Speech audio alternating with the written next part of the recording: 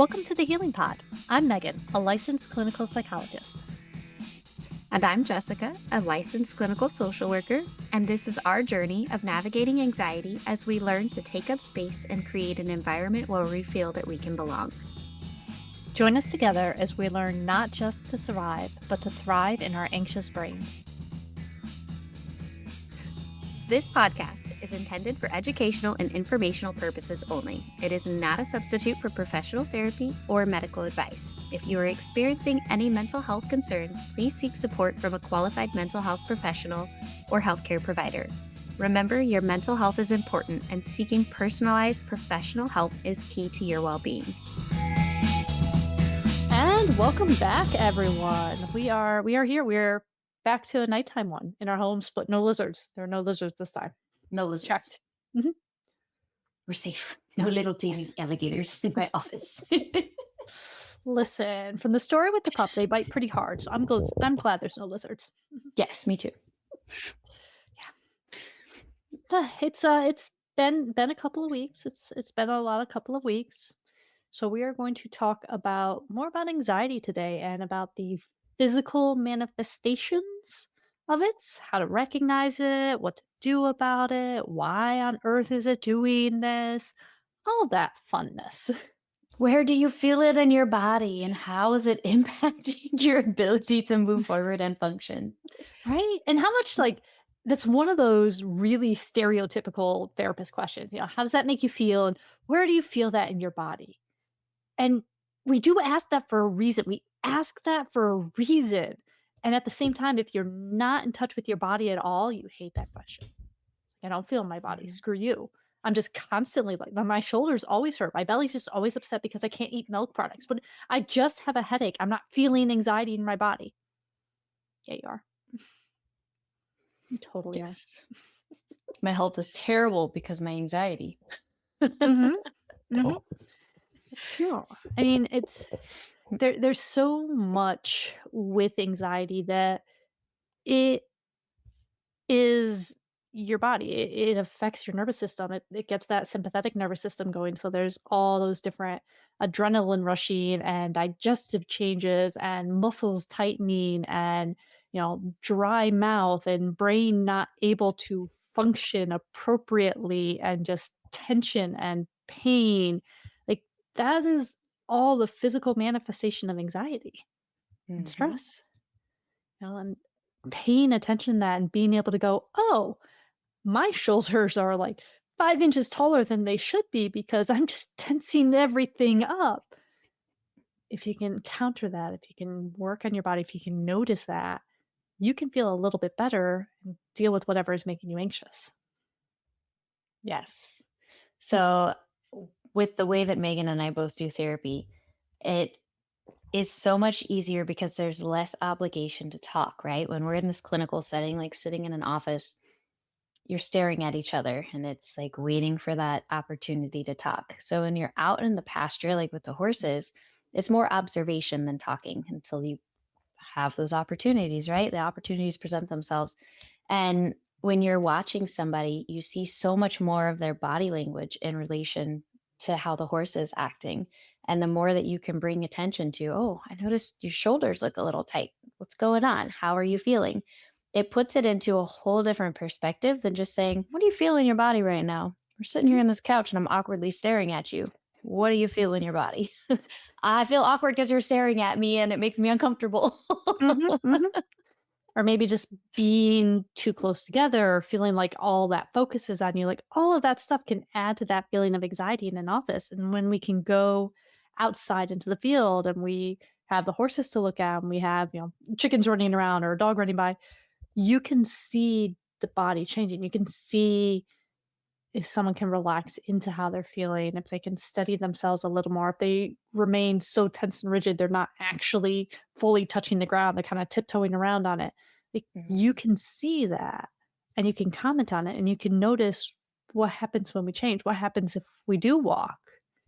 What happens if the horse comes to you? Do you tense up and get afraid, or do you like, oh, they love me, and you melt into them? And then what does that do for you? Yes. Absolutely. And then it helps you bring in more of that awareness too, because you are learning how to slow down and pay attention to what is happening in my body. I'm not Mhm, so much in my head because I have something else to focus on. Now, how do I carry that into the office setting? mhm, yeah, and, like, that's where fidgets come in at a lot of the things, something else you can do with your hands, something else you can focus on, something to get that movement in, even in a small space, because Mhm. we are looking to counter that anxiety message. So your brain reads anxiety. Your brain reads, there's a lion in the bush over there.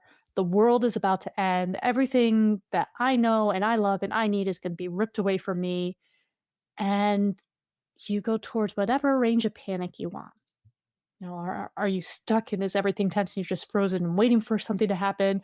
Are you getting angry and your blood's boiling and you're tightening your fist and you're ready to punch something? Are you just brain is off and I am scattered and I am running as far away either physically or mentally as I can? Like, what are you doing to get away from the anger? Or not from the anger? What are you doing to get away from the anxiety?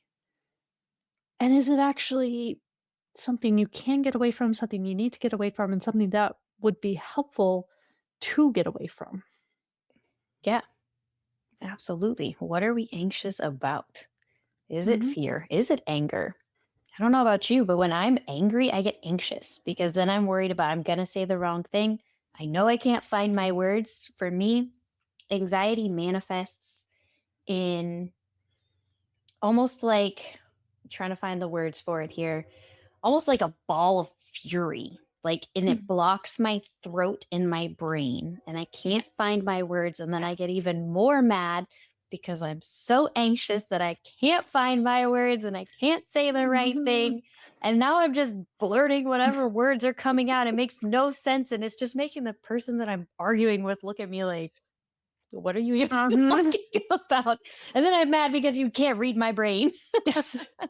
Yeah, like, I can literally feel that. I get that lump in my throat too, and the words just don't fit past. There's a ton of stuff in my head, but I can't think it fast enough to turn it into something that can actually come out of my mouth coherently.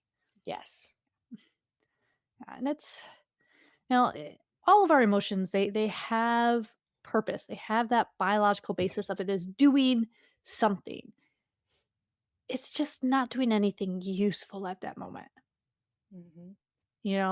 Trying to fast track and pick the quickest statement you can, the quickest argument, the quickest way out of the situation makes a lot of sense when it's your house is on fire, grab two things and sprint out the door. You shouldn't be sitting here going, now, what do I like better? This picture or that? Like, you should not be doing that. You should not be rational at that state. You should be anxious and you should be running. We should not be in that state when someone is just disagreeing with us politically and telling us that, your life doesn't matter at all, and because you disagree with me, you're worthless. We shouldn't be in that state. We should be Mhm. able to go, "Why am I talking to this person? Let me take a step back. Let me breathe. Let me make sure the words that are coming out of my mouth are the ones that I believe and I want to say, and then leave that conversation because that's not worth it right now." Yes. And it's almost like a combination of your brain is in not only fight mode, but also freeze. Because I want to fight you, but my body is frozen and I Mhm. can't. Well, brain like for me, the way my brain works is it's fast and slow at the same time, just Mhm. because that's how my neurospicy brain works. Like, it's that slow processing, but I can pick this piece and this piece and this piece and this piece and this piece and be singing the song 3 times long. It's great, but I can't think quick in a stressful situation. I can't go step by step and be modular. My brain's not going to do that. I need to either have something practiced enough so that I just do it, or I need to get myself out of the situation and calm down and let myself think. So that Yes, frozen brain not gonna work. There's too much stuff in there. I would get distracted singing show tunes and I wouldn't be on the point. I don't want it to work. absolutely. Mhm. Yeah. I have to like separate myself from all the external stimuli Mhm, So my brain can continue talking to itself until it all makes sense. Like, okay, I've word saladed all of these mhm, words, and now they can start to put pieces together. So I am like, when I am anxious, even at work, it gets so fast paced and overwhelming sometimes because I have 40 patients and everybody is like coming to me because all of these people, like their need in that moment is mhm, the most important need. And when you've got 10 nurses and 40 patients, to them, their patient's need is the most important, right? And to mhm, them, there's all they're hearing from me is I'll get to that as soon as I can. So it's just piling on, and I'm trying to do it all at one time to the point I'm like, okay, nothing in my brain makes sense. And I'm doing a little bit of everything and nothing good. mhm. So I Yeah. have to go for a walk. I have to physically move. That's how Mhm, I get that anxiety out of my body and give my brain time to sort through just the rapid impulse of words that it is throwing at me of what to do. mhm. Yeah, because it's like mine won't even I'll know the words are in there, but I can't get the words. It's just that sense of no, wrong, too much, stuff need help. Like it's a very forceful feeling. Like, the situation you're describing Mhm. where there's just so much stuff to go on. It feels like I'm trying to put out all the fires. Like things need help, have to help. Go into caveman speak there. Like Grog, good person. Grog, help here and for the like. I want to do so much of that stuff, and I have to stop and go. What actually needs this? What is my role here? What am I able to do? What is the priority here? Mhm. Or if we go back to an argument with someone, like there is just a sense of no, the words coming out of your mouth are stupid. They're wrong, and I know they're wrong. They feel wrong, and I have examples as to why they're wrong, but I can't get past the fact that this just feels stupid and I don't have the words for it, so I'm frustrated. So I need to walk away and have the conversation in my head until I figure out, "Oh, that's why I thought that argument was stupid because of this point, and this point." And then the next time anyone brings that up, I have those in my head to be able to say. Mhm. And then when it comes up again, I freaking lose them again. It always comes up in just a different enough way. You're like, I practiced for that argument, not this one. Yeah. Damn That's it. Ryan's always like, "Why are you bringing this argument up again?" "Because now I have my words and I want to Yes. answer that question that you wouldn't let Mhm. me answer." That's why I loved like emails and long form conversation because I could sit there and think about it and Mhm. ramble my way through it to actually get to my point and be like, oh yeah, that's what I was trying to say at the beginning. That's what I was feeling. That's what makes sense to me. That's the example that fits my worldview here that I'm trying to share with other people. Mhm. I'm the same way. I would rather have a conversation in text message than I would in person face to face because it gives Mhm, me time to process my words and to actually process what you're saying. Because mhm, if I'm upset and I'm already anxious and I'm already defensive, I don't hear what you say. I don't care what you got to mhm, say. I do, mhm. but I don't because my brain's not Right. processing it. Not at all. And then because we're in that state, because all that pressure and all that frustration, what it looks like looking at people like us in an anxious little meltdown, our faces are red.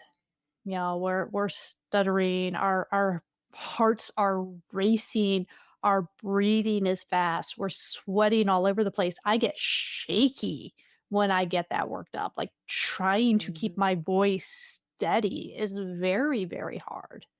And I was I like, I get know I have dizzy, to almost say, like blackouts. yep, probably Yes. because you're not breathing. I used to do that a lot. Yes, breathing is important. And let's talk about stomach issues. Oh. So, I personally, I know I'm open about it. I am a very anxious person. I Mhm, worry about things that I don't even know they need to be worried about until they need to be worried about. mhm, So, a big thing for some people that comes with nausea. I get a lot of people who come to me for therapy and they're like, "Oh, but I'm dealing with all of these health issues." Well, what health issues are you dealing with? Almost every time, not always, right? Like sometimes there's other stuff going on, but almost every time it is stomach issues because that gut and that brain are linked to each other. mhm, The upset stomach, the irritable bowel syndrome, right? Like feeling like you're sick all the time. You can't eat anything because your Mhm. stomach just feels like it's turning. Mhm. You need to go to the bathroom, TMI, right? You spend all that time in the bathroom because you're so anxious that your stomach is responding to that. Mhm. And it creates all of these additional health problems because when your digestive system isn't working properly, your body starts to go into shutdown. Your brain is now communicating to it that, hey, everything's wrong. Cut it all off. Let's just end it right now. Mhm. And it starts to slow down and to shut down. So, by getting control of the anxiety, it can help you determine, is this actually a gut issue, or is it my anxiety impacting my mental health, impacting my Mm. physical health? Yeah, because there is, like, we mentioned the sympathetic nervous system, the parasympathetic. So when you're anxious, Mhm. you don't want to be digesting that great big meal you just ate. You don't want to be wasting your energy to breaking down the food and transporting it through your body, because then that energy can't be used to run away from the lion or fight off the leopard. So you stop digesting stuff. You stop absorbing the nutrients that you have just eaten.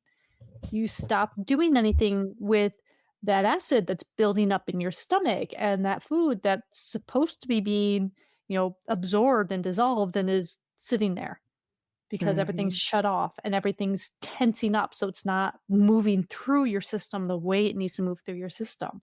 And it's getting blocked up and it's reaching places and states that it should be in different places at. And it just makes for all sorts of not happy stomach feelings. Sounds like the S Pepto-Bismol commercial in my head. Yeah, absolutely. My kid Mhm, lives off of Pepto, and she is the most anxious kid in the world. She is always mhm. worried about everything. And I'm like, "Ugh." So everybody's like, "Oh, why do you have so many stomach problems?" She's like, "I have anxiety, leave me alone." Don't look at her straight, that's mean.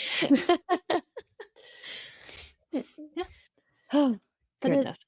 so your brain and the anxiety messes with your stomach, but then you're not getting the nutrients you need, and you feel sick, and you feel off, and things just feel out of balance, and that messes with the sense of yourself, and that messes with how your brain thinks you're doing, and it's just this feedback loop back and forth of blah.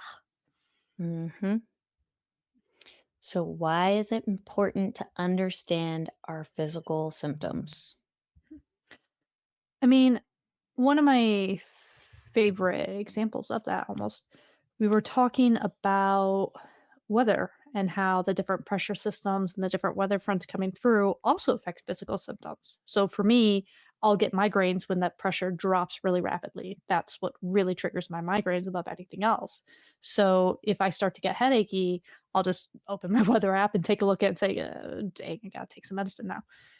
But we were talking about this in a supervision group one day, and about how bringing that awareness to our clients can be helpful. And one of the people in the group said, "Well, no, because if we don't tell them that, they won't be affected by it." Let me tell you, if I don't look at my app, I am still getting a migraine. Whether or not I look at what the weather is doing, my head is hurting. I am bringing in the awareness to myself.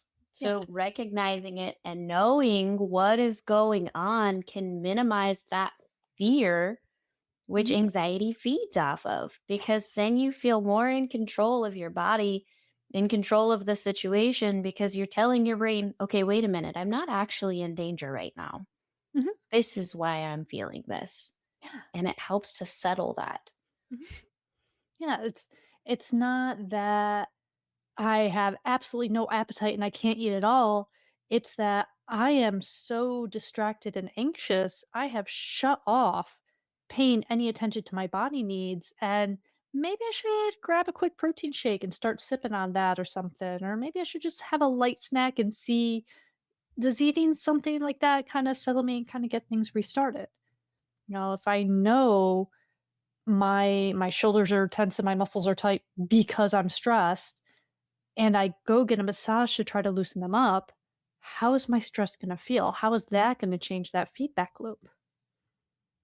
Mm-hmm. And Because if we prevent it, Mhm, and we recognize it, then mhm, breaking that cycle makes it a lot easier the next time you're feeling yes, it to say, oh, what am I anxious about right now? yeah, because there is a difference between being anxious and having an anxiety disorder. And there is a difference between anxiety and there is a thing I should be scared of. Like, if you just have free floating anxiety and it's just everything is terrifying you, you have a hard time controlling that because as soon as I calm this one idea down, that one pops up. And I calm that idea down, this one pops up, and this one, and this one. And everything is anxiety producing. Mhm. But if I know my anxiety gives me really tight shoulders, it makes me clench my jaw, it makes my stomach hurt, it makes my heart race, it makes my body shake a lot. And if I take a shower to regulate my temperature, if I, stretch and do some yoga to loosen up these muscles, if I do some deep breathing and calm my heart rate down, that's going to change how anxious I feel because all those little things that were popping up are bullshit. They're just made up I feel anxious, so I need a reason for a thing. So if I can decrease my body sensation, that generalized anxiety will get a bit better. On the Right. flip side, if you're facing a very scary, anxious thing, you have a project due the next day, your work is overloading, you really have to go talk to that in-law that's just stressing you out.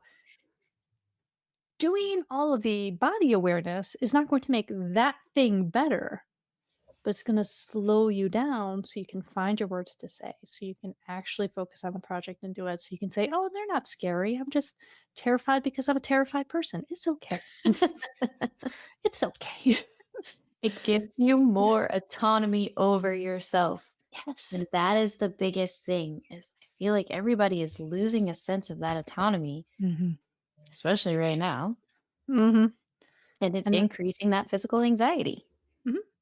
And if you can keep control over anything, it helps put the world back in perspective so you know what step to take next. And the Mhm. only thing we have control over is what we are deciding to do. So why not decide to do things that help us feel better? Yeah. Possibly. Yeah. Who doesn't like to feel good? There are other ways. Like we all want to feel good, but we all do stuff that just keeps us in that little anxious loop over and over and over again, even though Mhm. we know we want to feel good. Yes. Let's talk about those dreaded grounding techniques. How do we manage our physical symptoms healthy ways, my Mhm. friends? We're talking about healthy ways Yes. to manage those symptoms. A glass We're of wine is great, not the bottle. mhm, mhm, mhm. You may have a drink, but if you're doing lots of shots, we're having trouble here, guys. Promise it's just tea tonight. We got this. I've got tea too. Yay. So grounding. So again, that sense of stabilizing, of reconnecting to Mhm. yourself, being more solid, being more firm in who you are and where you are and how your body is helps to reset a lot of this stuff. And the way you choose to do it really just depends on where you're at, how you're feeling, and what you like to do, what works for you. Absolutely. Anything. So I know for me, it's that movement. Getting that movement in. If I've been sitting too long, like you'll see me wiggling around, and it's because I'm anxious because I'm like I got things to say, but I need to wait my turn. So, and it's like moving helps to get that energy out, Mhm. right? And then a biggest thing that I think majority of us who stay busy missing that hydration and nutrition. If I am too busy and I don't eat, and I get home and I'm like, "Oh, you guys already had dinner. Okay. Well, I'm just gonna go to bed because 'cause I'm tired." And now I've gone Mm. 24 hours without eating Mhm. anything. And knowing me, I probably haven't had anything but 1 or 2 cups of coffee. Yes. And I'm like, "Why do I feel like shit?" Hmm. Well, yes. Especially like, talking about drinking the bottle of wine versus a glass of wine, a lot of your big hangover effect is dehydration. That's Mhm. why you hydrate while you're drinking a lot, guys. You got to do that. But there's, the alcohol poisoning effect. Don't do that many shots. But there's also that massive dehydration. So if you're not drinking, you're going to feel hungover. You need fluids. not just booze.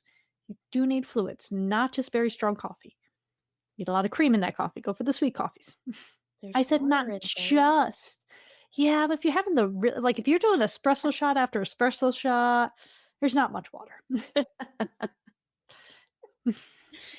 This is true. This is true. I'll Mhm. give you that one. Yeah, but it does, like, the headaches, the dizziness, that just, uh, feeling of crumple up inside yourself and make the world go away because everything is just uncomfortable and hurts. Drink water. Drink a lot more water, and just you'll have better skin, it'll just be nicer. Just try it and see what happens for that at least. There's one thing you could do, what would that change for you? Absolutely. I have gotten better. I've started, those different electrolyte drinks. I have started like the body armor hydration boost or whatever they Mhm. are.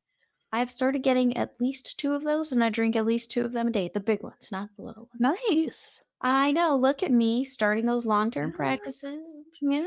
making little changes. We're making changes. Yeah, but that's where you start. I mean, looking back at our other episode, making those New Year's resolutions, making the actual manageable changes there. So that is Hmm. awesome. I love it. Getting Yeah. healthy, friends. Getting Mhm. healthy. Mhm.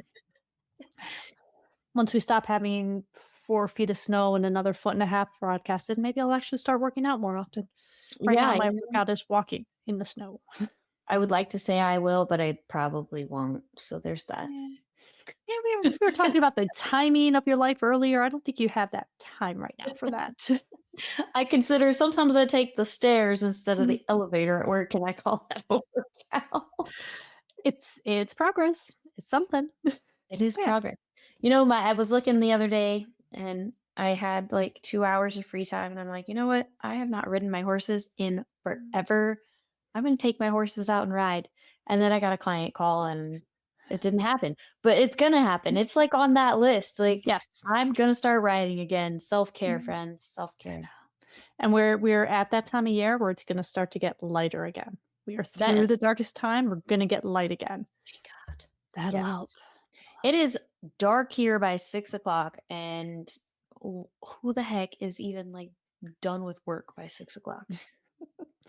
I think it's starting to still be a little light when I leave at 5 o'clock now, so that's kinda nice. Yeah. Yeah. That's good. Yeah. So, the little changes, so the hydration, the nutrition, the movement, you know, Mhm. stretching, they have a lot of how to stretch from your chair in the office, how to do a few things there, close your door if you don't wanna look crazy, but even just those little stretches out, changing your position. If you're hunched over your computer all day, do the opposite. Do a back bend or two. You know, see what happens if you've been typing, just put your hands over your head. How does that feel? How does that change what muscles are being used, what muscles are being allowed to relax? And what happens to your sensations when you change those? What do you notice? What loosens up? That's a perfect time to practice that breathing too. If you're taking a minute to stretch, take that deep Mhm. breath. Mhm. And as you exhale, where do you feel yourself release? For me, it's my shoulders. It's always my shoulders because I'm like, Oh, yeah. Always. everybody's stressing me out. Mhm. It's always my shoulders. I think it's like we have that, like, if I just turtle in and put up the shield, maybe they'll all go away. Doesn't Hmm. work. Doesn't They work. don't. They come into my shell with me. They do. Very pushy. So take that nice long breathe in, hold it in for a while, breathe that all out. Do it on purpose. Yes. Breathing on purpose, Not slowing just things down. breathing because it's a requirement to have oxygen to your brain. Mhm. You'll always breathe. You don't have to make yourself do it. You will breathe, but do it on purpose. Pay attention to actually clearing out your lungs. Part of that muscle tension, part of that anxiety is that habit of trapping air in your lungs because we don't take time to breathe it out. So it's like then you can't breathe anymore because there's no room. Breathe your air out. Let yourself fully relax. I promise there's enough air in the room to breathe back in. I Mhm. promise. Just let it out first. And let's everything slow that little bit. All right. Now what do we do next? You know? Yes. Or if your muscles are doing that thing where, you know, you're like us and your shoulders are always tense and they're always tense and you forget what it feels like to relax them. That's where that progressive muscle relaxation comes into handy. That's where the all right, start at your head, start at your feet, start at an extremity, start anywhere. Tense it on purpose as hard as you can. Hold that for 5 seconds and then let it go. And you're like, oh, yeah.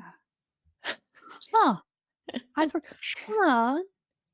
Oh, like we forget what our muscles feel like to relax when we tense them all the time. So if you tense them more Mhm. on purpose and let them go on purpose, it reminds you what that release feels like. You know? And if you do it progressively, if you do it head to foot or foot to head, you're walking through that ritual of paying attention to each body part, of going, where am I tense? Where am I tight? Where am I sore? Where am I in my body? I have a body. Let me reconnect. Let me check. Am I hungry? Have I been crossing my knees weird all day and they're kind of hurting and I really should shift my position? Am I hiding in my shoulders? And dear Lord, no, I need to not pretend I'm a turtle and humpty my back. Yes, Mm, absolutely. yeah. And it's okay to seek professional help, my friends. If you Mhm, need somebody to talk to, if you need a deeper understanding about why are you having these physical symptoms, mm, don't be afraid to get a therapist, whether it is telehealth, whether it is in person. We all need somebody that we can go to, that we can let it out, but who's mhm. also there to give us the proper guidance and not the biased, oh my gosh, yes, girl, I hate him too. I mean, we can if you really want us to, but yeah. It's gonna be Yeah, much more sometimes we go do professional, that. like, I don't know him enough to have a personal opinion, but the interactions you are having definitely sound maladaptive, and I don't think you're telling me happy things here. Yeah. I always say, do you want my therapist Mhm. response or do you want a friend response? Because sometimes you need that. Sometimes you're looking for the amping up friend response of, I got you. He sucks. You should be out of there. You don't deserve the shit he's putting you. Like sometimes you need that. And sometimes you need the, Mhm. all right, the shit you're giving back to him is making you just as bad. Why are you staying in this becoming it? Yep. What are you doing to yourself? Facts. Yeah. This is a manifestation of your anxious attachment. Do you want to continue living this way or are you ready to make a change? You lived this life with your mother. Do we Mm, want to be that way? yeah. Where else do you see these patterns repeating themselves around you? Mm. And where do you feel it in your body? Yes. And then keeping a symptom journal. I know it Mm, is tedious and everybody's like, oh, I start and then I don't keep up with it, right? But even if it's not like a consistent every time I felt this, I wrote it down. But, I've really been feeling this a lot lately. Let me start keeping track of it. mhm, What was going on during that time? It can give you an idea of what is triggering it. If you're like, man, I keep feeling this and I don't know why. And then you start tracking it and you're like, oh, at this time every day, I know I'm walking into a house full of children and my house is a mess and I have so much more to do when I get home. And this is the feeling I get from it. So, what can I do differently mhm. prior to walking in? I can't change that, right? Like, my kids Yep, are there, they're not going anywhere. So, what can I do differently to change the way that I'm preparing my body to walk into mhm. that situation? Yeah. Because again, we're looking for the things that you have control over and the things that you can adjust so that you are interacting with your world in a healthy and positive way. So we're not going to throw Jess's kids out the window because they are adorable. They're cute though. That's the problem. They're so freaking cute. But we are going to say, hey, is it possible for you to drink more fluid during the day? Stop and take a walk before you get home. Come home, park your car, and walk around the block first before you walk in that door. Go out to the barn with the horses before you go into the kids. What can we switch so that when you go see those adorable little ragamuffins, you see that they're adorable little ragamuffins and you don't just hear the noise and see the mess and feel the demands? What can we do? Absolutely. And I'm a therapist and I'm guilty of that. I walk in the door and I'm like, oh, I just cleaned this house before I left. Like, why is the floor a mess and the sink is Mhm. full of dishes? Versus saying, hey, my kids are happy and like they're having a great time. Yeah, they are loud, and I am a very overstimulated person. I do not handle noise well. So I walk into my house now wearing my noise canceling AirPods. I can hear Mhm. them. I know that they're excited to see me. Mommy, hi. They're hugging me Yeah. and I can engage with them because I am not so overstimulated because I already knew before I walked in there. I have Mhm. blocked out that Mhm. noise. Mhm. I have dimmed it down. I can hear them, but it's not overwhelming. And it's taking those little steps to make it slightly more manageable so you can enjoy the moment. Yeah, because it's not just, and I'm sure there's 20,000 moms out there that would be like, "No, I'm supposed to love this mess. I'm supposed to be happy when I walk in and there's a blood-curdling scream of joy, because it's a scream of joy that is curdling my blood. I should love the blood curdle." You don't. There is a physiological response, especially when you have anxiety, when you are overwhelmed, when you're exhausted, when you're dealing with too many things. There is a response. How do you mitigate it? Mm. How do you wear the headphones? That's a perfect idea because the kids are there, they can hear you, you can hear them, they can be as excited to see you, and you can get enough of a buffer that you can stay there and don't have to retreat. You don't have to go into fight or flight. You don't have to say, "I'm sorry, kids, not right now. Mommy can't handle you." Mhm. You say, "I have a Absolutely. tool because I am human and I use my tool." Yes. And then when you've hit your touched out point, you find something to get them involved in so you can go pretend to make dinner for an hour. Mhm, mhm. Just microwave for 5 minutes and sit there with the chopping block and just, "Yep, yep, I'm working.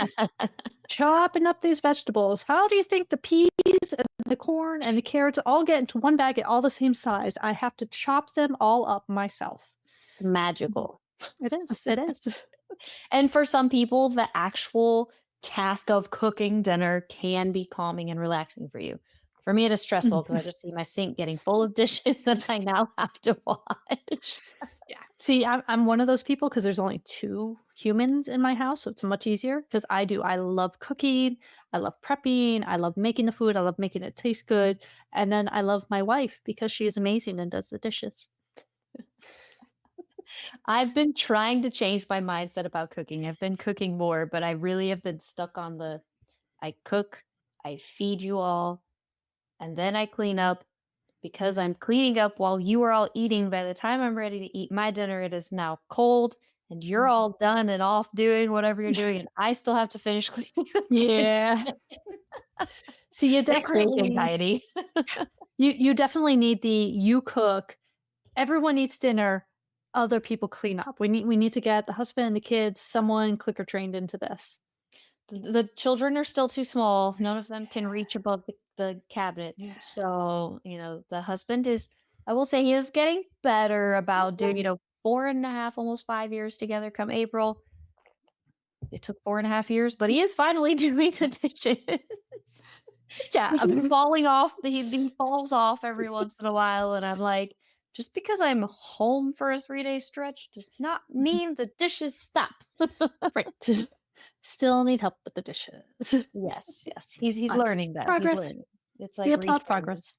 Yeah. It is retraining, it is, and if he can do that, that is such a huge load off of your anxiety because the way you set that up, you're making the dinner for everyone, and then you're cleaning up afterwards, and then maybe you get to eat when it's cold and unappetizing and everyone is gone, so you're missing the social aspect of, "Let's talk about our day, and let's sit here and be together and enjoy this good meal." You're missing the good meal because it's kinda cold and meh by the time you eat it.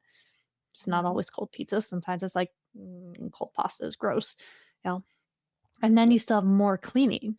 So that impulse of, "Well, maybe I just won't eat and maybe I'll just go to bed," and then I'll be hungry in the morning and my stomach will already be upset, which is going to make me angrier and going to make me more stressy because you are very much more emotional when you're hungry. We all are. Yeah. And there I goes that get cycle. hangry. I even tell people at work, like, "I'm hangry right now. I'm gonna go get a snack." Hmm, hmm. Very much so. It is a real thing. Yeah. Mhm. So, like, keeping, going back to that idea of like keeping the symptom journal, trying to get into these habits of if I do this, this is my response. When I do this, it helps this little bit. When I do this, it hurts this little bit. So I'm going to try to do this and keep it all in balance. I've had a really long, stressful day. There's a lot more anxiety bubbling. I need more stuff. I'm going to walk more before I do it. I'm going to look at the husband and say, dishes now. I'm going to do something to help my levels because they are higher.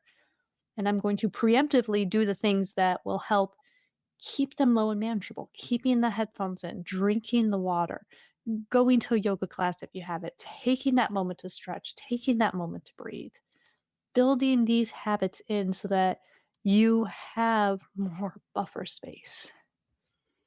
Yes. That's necessary. Absolutely is. Yeah. Keeps us all going.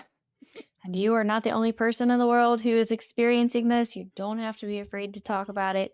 I have no problem saying, I am overwhelmed. I am anxious right now. I just need to take a step away. Like, even my Mhm. coworkers at the hospital know now. I tell them I'm going for a walk. They're like, anything I can do for you on your side until you get back.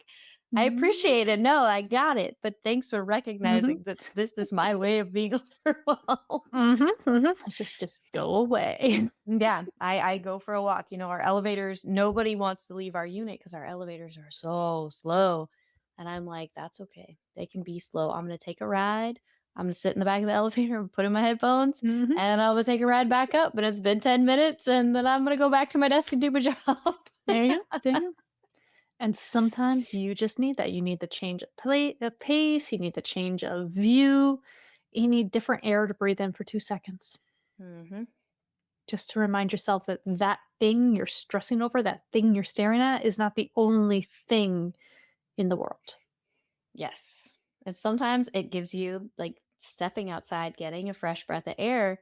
If you are stuck and you're struggling, trying to figure something out, sometimes that fresh breath of air helps to slow you down enough, get that oxygen Mhm. flowing in your brain so you can look at it differently Yep. and come back and hopefully solve your problem. Yeah. Because remember, your brain's in that lockdown mode when you're in stress. You're not seeing all the possibilities. You're not thinking through and processing what you know, what you want, what this is about. You're just trying to react. And we need Mhm. you actually thinking, not just reacting. Yes, this is true. Yeah. So, anything else you want to talk about with this? Anything else you want to add in there? No, I don't think so. All right. I think we touched on it pretty good. I know. I think I feel a little less stressed, which is nice.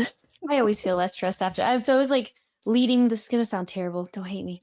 Like leading up to like finding the time to record and like, oh my gosh, what are we gonna talk about? Like it all creates this like ball of stress for me that I'm like, this isn't even fun anymore. And then Aw. once we're like actually here and doing it, I'm like, oh, I feel so much better. I love recording with I you. know. I know, like, the actual doing it is awesome. I don't know what to do to make the finding things better because 'cause we're both very last minute. Like, we had an entire plan of everything, and we're like, "I don't know, what do you wanna talk about?" And then sometimes we'll, like, get an idea and we'll research it real quick right beforehand, and sometimes we'll just get an idea and we'll wing it. But it is very much a, "Let's talk about this today. Let's talk about this today." I don't know how to make that less stressful to you. Do you have any ideas? I don't. I'm gonna think about it though. I'm gonna brainstorm. I feel like we started off really strong with like this whole Mhm. like laid out plan, and once we made it through all that plan, we're like, now what? Yeah.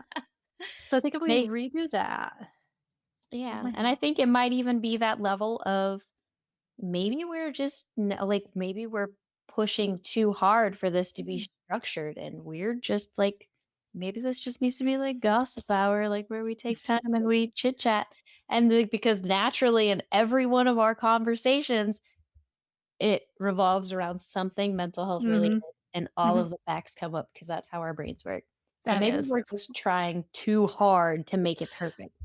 Us trying to please everyone else and make things perfect? What an odd concept. I know. We need to bring some more guest speakers on. Yes, we do. We'll find some. Let them do the work. It's true. It's true. All right. Well, thank you everyone for coming to join us. Hopefully, we've helped remind you to actually pay attention to your body and do some things to help chill it out a bit, to let your brain Mhm. anxiety chill out a bit. And that- Exactly. Deep breath. I love those. So, yes, thank you for joining us. If you found us once, you can find us again. We are on YouTube if you want to see our lovely faces. We're on Spotify, Apple Podcast, anywhere else you can find a podcast. We have a Patreon if you want to throw Jess some coffee money so she has something to drink other than water, even though she's tried for her energy drinks and her water. Where else are we at, Jess? Where else can they find us? We are also on Facebook, Instagram, and while it's back, we're on TikTok. Mhm. Not holding my breath there. I've not been very active on our socials, and I promise I'm trying to do better. You are. We'll get you there. We'll get there. We need a social media manager. Yeah. Yeah. We'll figure that out. So we will be back again in a couple weeks. Till then, just actually breathe and try to calm down, and we will do the same. Exactly. All right. Thanks, everyone. Talk to you later. Bye, friends. Bye.